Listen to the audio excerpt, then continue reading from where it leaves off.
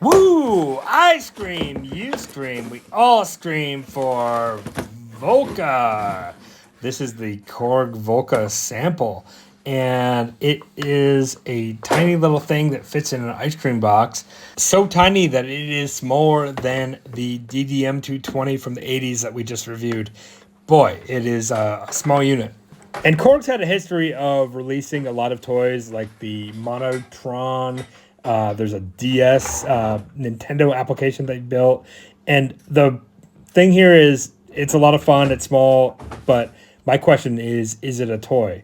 The other question is it a sampler? And the big answer there is no. So if you're looking for a toy sampler, get the Casio SK1. Might cost you a few bucks these days, but it does everything you want if you want quick hitting samples. This thing does not record samples. That is the first thing to know. But it comes on, and look at that. It has a lot of buttons, a lot of cool features. Got MIDI. It's got these syncs. It's got an audio out. Mine, for some reason, is missing a screw, so it looks like somebody took it apart. I bought the thing cheap on the used market, so here we go.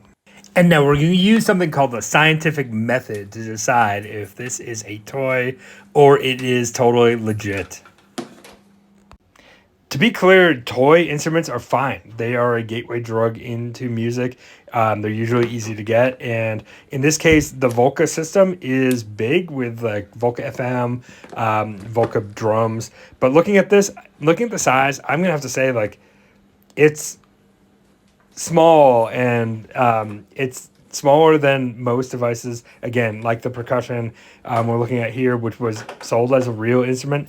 I'm going to call this a size factor that makes it a toy, much like the SK1 there again.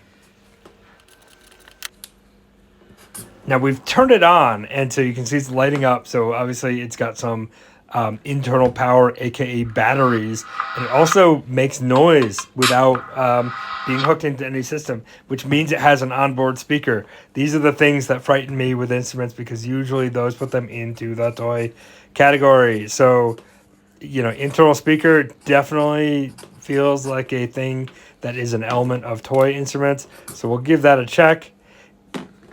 And then secondly, those batteries. Yeah, we definitely have to talk about that.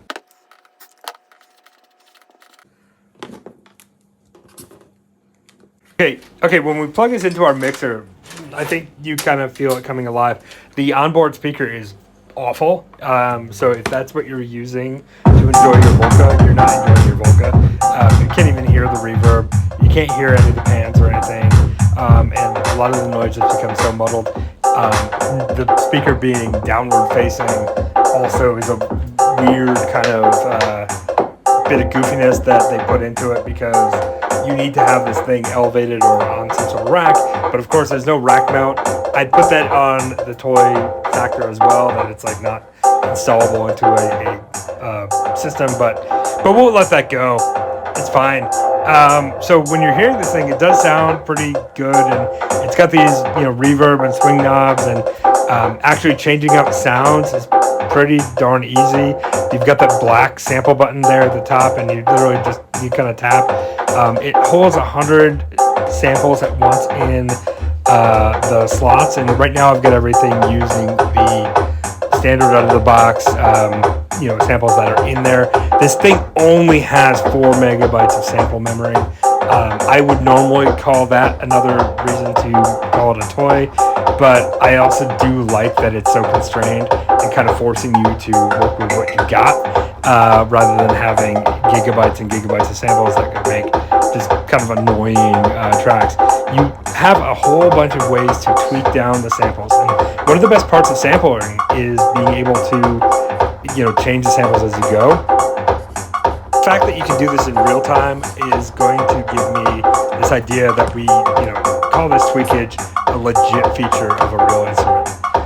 So I do quite like that. And as I mentioned, it does hold 100 sounds, where you really only have like 10 sounds you can add to the track, and you can build patterns, you can build songs, but you can really only build them with like each of the pads or the buttons there, 1 through 10, having one note at a time.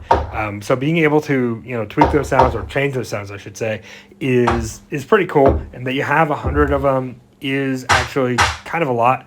If you run out of memory, of course, you don't have all that ability to have totally 100 slots filled, because once the memory is filled, the slots are also kind of incompatible or incapable of holding more sound. And because I was expecting it to be actually harder to change these sounds out, I was doing all these things to try to hold down different buttons, because the manual on this thing sucked. And toy or legit, the documentation for this device is terrible. Thank you, KORG, for that. But I will say that once you get the hang of changing up the sounds, it's super easy and actually lots of fun.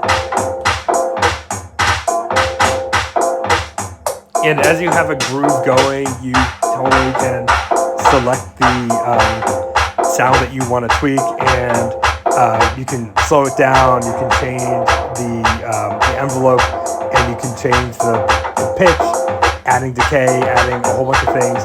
And all in, you have like those controls over there on the right that allow you to change kind of the universal feel of the groove with your reverb and your swing. And the swing is actually pretty cool. The reverb's a little bit extreme because it just muddles everything if you go too hard, but all good. So based on the ease of change, I am going to also give this a check in the legit category. But then it also has a MIDI and the sync in and out. So I'm going to look at those as other reasons to give this a checkbox as a real instrument. And the MIDI is more of a clocking thing than like really a sound controller thing. But of course, that's good when you're using non-Volca instruments. And the sync in and out, as I understand it, will work really well when we are using the Volca with other Volca instruments. And ultimately, the groove factor here is going to give me one more reason to give this a legit instrument nomination, if that is a thing. There's a whole lot more here to talk about around how the Volca actually puts these samples in, because I mentioned before it's not a sample recorder. And we have to do that separately because I think there's a lot to talk about there. It is legit. Let's definitely explore more, and do subscribe if you want to hear more about me and the Volca.